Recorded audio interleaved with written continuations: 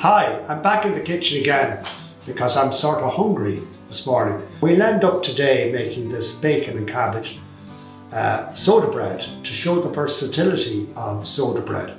Now this puts a lovely aroma throughout your house, so use it for a special celebration like Thanksgiving that's just coming up, or perhaps Christmas morning. So let's get started. It's very simple ingredients. We have some kale here, but you can have cabbage as well. I have some bacon, and I've chopped up the kale and chopped up the bacon here. I have some soda, about 2 teaspoons or three-quarters teaspoon of soda, white soda, and some sugar, the flour and buttermilk. Now it's the action of the buttermilk, which is almost like sour milk, on the soda that will lift the bread up and make it very light and spongy and very simple to make. So what we're going to do is start off with 450 grams of strong white flour, and I'm going to add to that the white soda, but sprinkle it in very easily, and then I use some sugar to sweeten it a little bit, not much. And then I'm going to mix that together, so I get my hand into a sort of a claw and I make sure everything's nice and light. Now you can put it in a bread mixer or a cake mixer and that, but I find that if you do that, it just makes the bread a little bit more chewy. So what I'm going to do now is I'm going to make sure that all the bacon is finely chopped up, gets a dusting of flour on it, and then I'll add the kale. So I just mix that in very well, making sure all the little lumps are all separated because they can cling together a bit. Now I'll add the cabbage.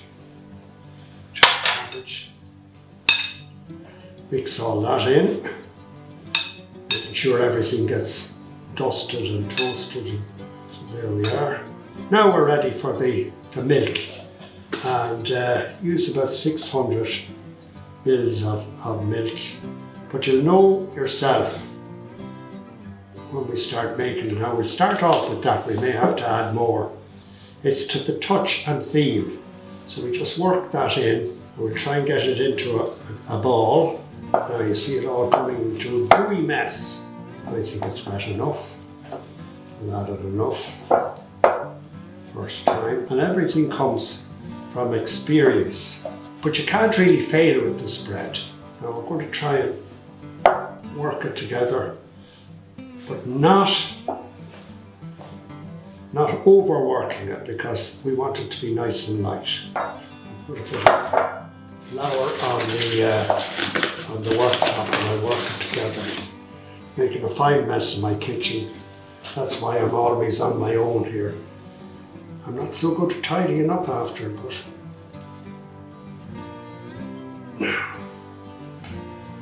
that's everything out. Now we're going to work it together into a ball. More flour.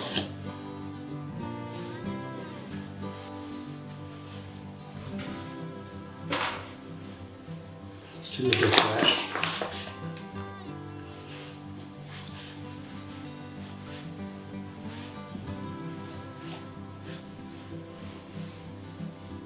Now I think we've got it into a football shape, and I've got my knife there. This is the tradition that you cut it into the quarters, which lets the fairies out.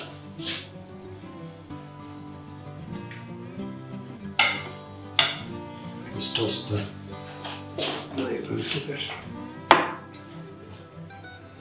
So that's the sign of the cross, but a lot of people think, and you can actually make another little cut, which the young people can do in the house for you. Just put a little nick in each corner, and that's the one that lets the fairies out. So now we've preheated the oven to 170 degrees, and we're going to put in the bread now, and 40 minutes later it'll be ready. So it's as easy as that. Try to take her out. Here she comes. Now look at that. And I want to tell you, the aroma, you get up in the middle of the night for it. So we're going to toss this off now onto a cooling. And I just let it cool there for about a half an hour. Just as soon as you can, just put it in your hand and tap it like that. And you hear the hollow sound, that means you're cooked.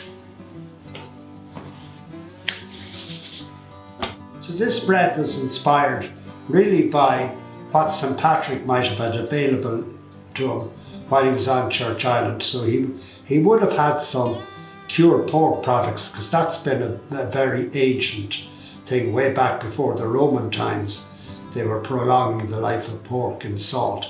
So he would have had pork, and then he would have been able to use either seaweed or wild cabbage, or even, as we know on Church Island, there's plenty of seagrass or scurvy. So now the big reveal.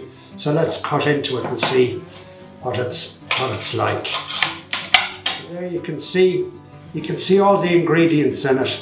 The bacon and the cabbage and the soda bread. Right through it. So this will be just lovely. I'm looking forward to it, with smothering it with a bit of butter and having a cup of tea with it. And that will stave off the pangs of hunger.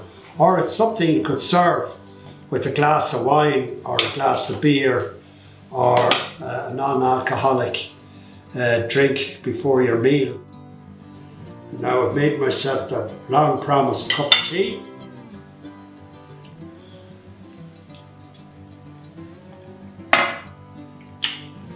My goodness, you could get up to breakfast for this, definitely.